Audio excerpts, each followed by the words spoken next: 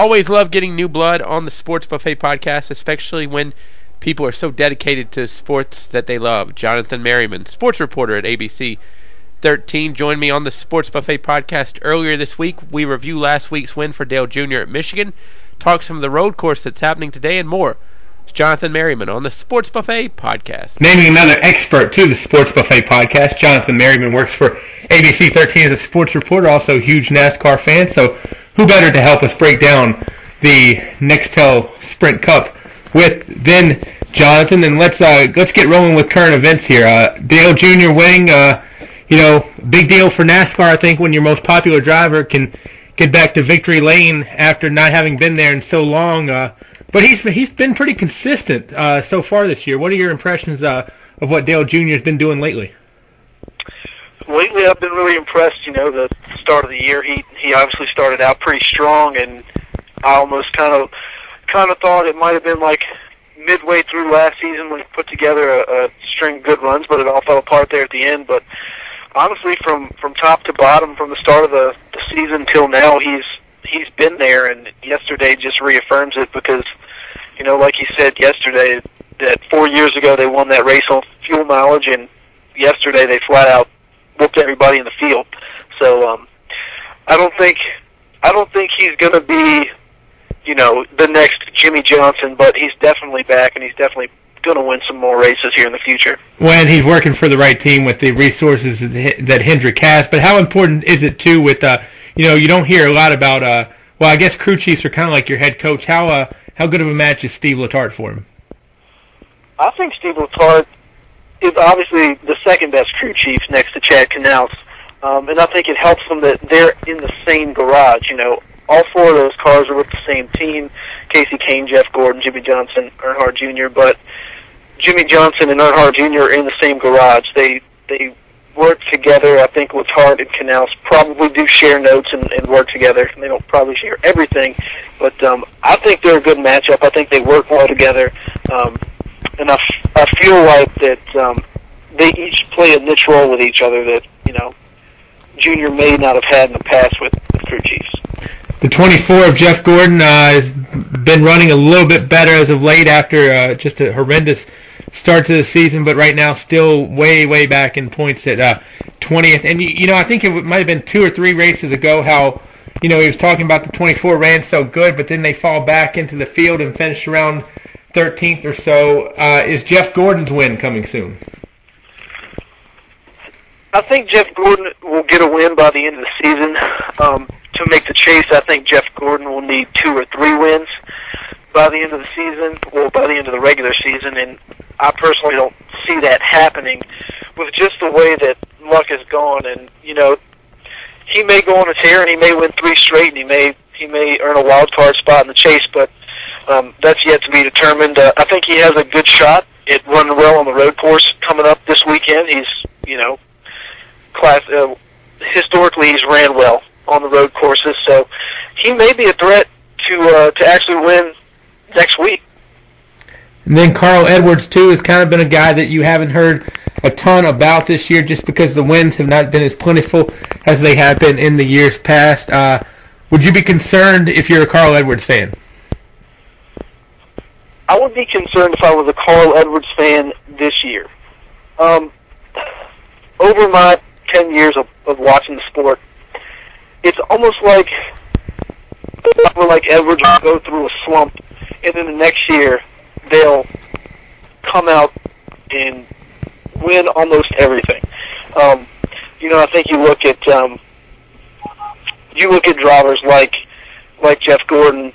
There were seasons past where he struggled, and in the course of a year, things can change. I think that team's building. I don't think that team is the premier team at Roush Fenway Racing anymore. I think Greg Biffle is obviously taking over that role, Matt Kenseth being second. But I'm not really sure what's going on with the 99 team this year, but I see them turning it around by next season. And speaking of people, I'm not sure what's going on with Kurt Busch. I mean, he has to blow up with Bob Pockrass of Sporting News a few weeks back, and then this weekend, maybe not to the same degree, but after the nationwide race, kind of has it a little bit with Marty Smith of ESPN. It's a case of where Kurt Busch, I know, said it was sarcasm, but I just think that when you're on thin ice and you're perceived as just not a really smart individual when dealing with the media right now, I don't think you can afford to be sarcastic, no matter who it's with. Well, either way you look at it, if it's sarcasm, if it's serious, Kurt Busch is playing with fire right now. I wrote in my blog that, I think he will have a ride indefinitely unless NASCAR says you can't race here anymore at all, simply because he has a champion's provisional, and, that guarantees him a spot in the field. But it seems to me that, I'm not completely sold on the fact that this is not just Kurt Busch, playing with the media, kind of trying to develop, the bad guy status, and maybe he's taking it too far. I'm not sure, because it's really hard for me to believe that, someone who has a ride in the Cup Series, who has had their problems in the past, would keep doing the same things over and over again to end up in trouble. And I think it was Kurt Busch's car owner that I heard a few weeks back, or maybe a week back, with ESPN talking, there really is no standard, fine for these guys in NASCAR. NASCAR has kind of been doing what they want in terms of, one guy can get fined X for this, but one guy might get fined Y for this. Do you agree with those statements? Should there be more kind of maybe a certain punishment across the board? I don't think that you can specifically punish individual things the same. I kind of like that, one driver may be fined a certain amount for this, one driver may be fined a certain amount for maybe something that's more severe or less severe. I do think that it should all be transparent.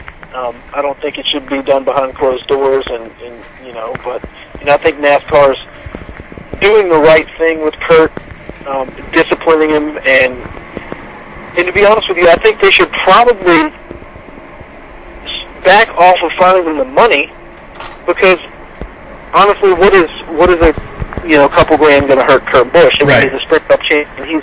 He's got money. Honestly, I think if you start taking away his ability to start a race, maybe that would resonate more with him. And, they did that last week or 2 weeks ago at Pocono, and clearly that didn't settle well with him. I mean, he's still running his mouth to the media and getting himself into trouble. Well, I agree with you. When you find any athlete, money, that doesn't really mean things. But when you either suspend them for games, or in the case of NASCAR, either sit them races, or maybe, in my opinion, just as bad, dock them some points, that's when you, I think, get people's attention. Yeah, well, the thing with Kurt Busch is that the points really won't matter. Like I said before, he's got the provisional start, so Tony Stewart and Jimmy Johnson are well locked in the field, and then Kurt Busch is our next in line of current champions that will have a provisional start. So points don't really matter. He could be 46 in the points, and he'd still be guaranteed the spot in every race because of that provisional.